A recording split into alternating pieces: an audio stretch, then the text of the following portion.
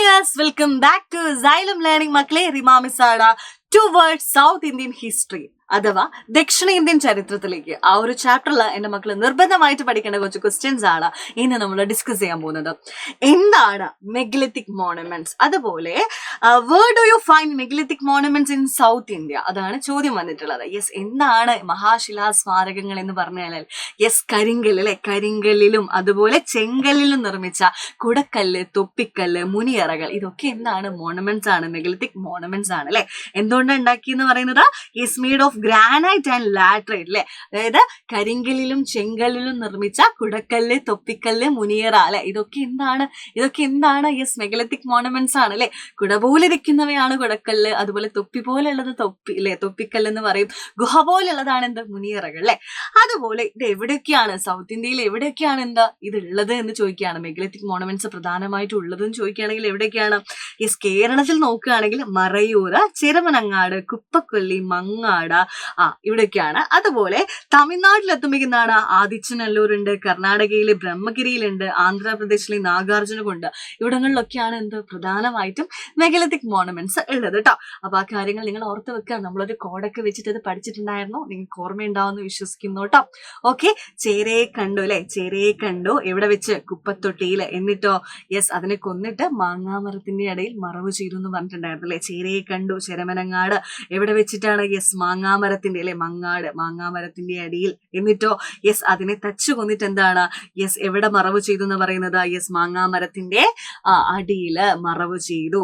ആ ഒരു കോഡൊക്കെ വെച്ച് നമ്മൾ പഠിച്ചിട്ടുണ്ടായിരുന്നു അല്ലെ. എന്താ, ചേരയെ കണ്ടു കുപ്പത്തൊട്ടിയിൽ, അപ്പൊ ചിരമനങ്ങാട്, കുപ്പംകൊല്ലി. എന്നിട്ടോ മാങ്ങാമരത്തിന്റെ മങ്ങാട് അടിയില് മറവ് ചെയ്തു അഥവാ മറയൂര്. ആ ഒരു കോഡ് വെച്ചിട്ട് നമ്മൾ പഠിച്ചിട്ടുണ്ടായിരുന്നു. പിന്നെ തമിഴ്നാട്ടിലെ ആദിച്ചനല്ലൂരും, അതുപോലെ ബ്രഹ്മഗിരി, കർണാടകയിലെ ബ്രഹ്മഗിരി, ആന്ധ്രാപ്രദേശിലെ എന്താണ് നാഗാർജുനകുണ്ട്, ഇവിടെയൊക്കെയാണ് പ്രധാനമായിട്ടും മെഗലിത്തിക് മോണുമെന്റ്സ് കാണുന്നത്. അത് നിങ്ങൾ ഓർത്ത് വെക്കാം. നെക്സ്റ്റ് നോക്കുകയാണെങ്കിൽ വാട്ട് ഈസ് സംഘം വർക്ക്, അതുപോലെ എന്താണ്, ആരായിരുന്നു ഈ സംഘം എന്ന് പറഞ്ഞാല്, എന്തായിരുന്നു ഈ സംഘം വർക്ക് എന്ന് പറഞ്ഞാല്. യെസ്, അപ്പൊ നമുക്ക് നോക്കാം. അതിനു മുമ്പ് ആരായിരുന്നു ഈ സംഘം എന്ന് പറയുകയാണെങ്കിൽ എന്താണ്, മധുര കേന്ദ്രമായി പ്രവർത്തിച്ചിരുന്ന തമിഴ് കവികളായിരുന്നു ആരുടെ സംഘം എന്ന് പറയുന്നത്. ഓക്കെ, സംഘം അല്ലെ, ആരായിരുന്നു Sangam? Sangam were groups of Tamil poets centred around Madurai കേന്ദ്രമായി പ്രവർത്തിച്ചിരുന്ന തമിഴ് പോയറ്റ്സ് ആയിരുന്നു ആരുടെ സംഘം എന്ന് പറയുന്നത്. ഇവരെന്ത് ചെയ്യുന്നറിയോ, ഈ സംഘങ്ങൾ അന്നത്തെ കാലത്തുള്ള സിംഗേഴ്സിനെ സോങ്സ് ഒക്കെ കളക്ട് ചെയ്ത് വെക്കും. അതായിരുന്നു ഈ സംഘം കൃതികൾ എന്ന് പറയുന്നത്. ഓക്കെ, അതുപോലെ ഇവരുടെ ഈ ഒരു കാലഘട്ടത്തെ സംഘകാലം അല്ലെങ്കിൽ സംഘം ഏജ് എന്നായിരുന്നു വിളിച്ചിട്ടുണ്ടായിരുന്നത്. ഓക്കെ, അപ്പോൾ അത് നിങ്ങൾ നിർബന്ധമായിട്ട് പഠിച്ചു വെക്കാം.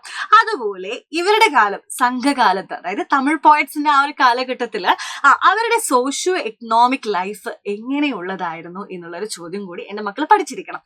അപ്പൊ നോക്കിയാലോ, yes there existed a social division based on occupation, തൊഴിലിനെ അടിസ്ഥാനമാക്കി അവിടെ സാമൂഹിക വിഭജനം നിലനിന്നിരുന്നു. അതുപോലെ there were no social discrimination, അവിടെ യാതൊരു തരത്തിലുള്ള ഡിസ്ക്രിമിനേഷൻ അല്ലെങ്കിൽ വേർതിരിവുകളൊന്നും ഉണ്ടായിരുന്നില്ല.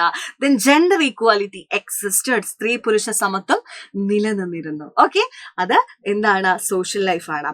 ഇനി എക്കണോമിക് ലൈഫിലേക്ക് വരുന്ന സമയത്ത് അവിടെ അഗ്രികൾച്ചർ ആയിരുന്നു കേട്ടോ. Agriculture was the main livelihood, അവരുടെ ഉപജീവനമാർഗം കൃഷി തന്നെയായിരുന്നു.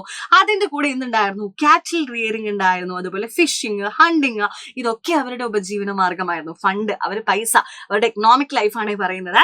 പിന്നെ അവർക്ക് trade relation with foreign countries ആയിട്ട് എന്താണ്, വ്യാപാര ബന്ധം ഉണ്ടായിരുന്നു.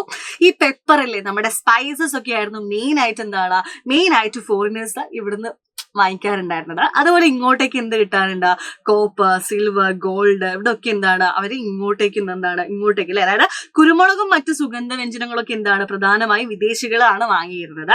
അതുപോലെ ചെമ്പ്, വെള്ളി, സ്വർണം, ഇതൊക്കെ അവര് ഇങ്ങോട്ടേക്ക് ഇമ്പോർട്ട് ചെയ്യാറുണ്ടായിരുന്നു. ഇതായിരുന്നു അവരുടെ എക്കണോമിക് ലൈഫ് എന്ന് പറയുന്നത്. ഓക്കെ, അപ്പോ ആരായിരുന്നു പെരുമാൾ? ഹൂവർ പെരുമാൾസ് എന്ന് പറയുന്നത് ആരെന്നറിയോ, മഹോദയപുരം കേന്ദ്രമായി പ്രവർത്തിച്ചിരുന്നവരാട്ടോ.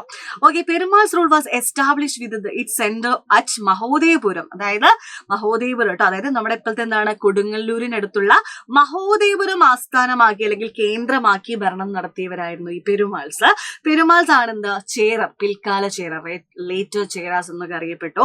അതുപോലെ ഇവരെന്താണ് ചേരന്മാരെന്നും കുലശേഖരൻ എന്നും അതുപോലെ എന്താണ് പെരുമാൾസ് എന്നിങ്ങനെ ഒരുപാട് പേരുകളിൽ എന്താണ് അറിയപ്പെട്ടു കേട്ടോ. അപ്പൊ കുലശേഖരനും ആരാണ്? ചേരന്മാർ, ലേറ്റർ ചേരന്മാർ എന്നൊക്കെ അറിയപ്പെടുന്നത് ആരാണ്? യെസ്, ഇവര് തന്നെയാണ് കേട്ടോ.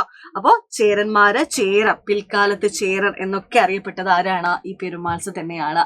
ആ കാര്യം നിങ്ങൾ ഓർത്തു വെക്കുക. ഓക്കെ, അപ്പോൾ ലേറ്റർ ചേരാസ് എന്നറിയപ്പെടുന്നുണ്ട്, ചേരന്മാർ എന്നറിയപ്പെടുന്നുണ്ട്, അതുപോലെ എന്താണ് കുലശേഖരൻ എന്നൊക്കെ എന്താണ് നമ്മുടെ പെരുമാൾസ് അറിയപ്പെടുന്നുണ്ട്.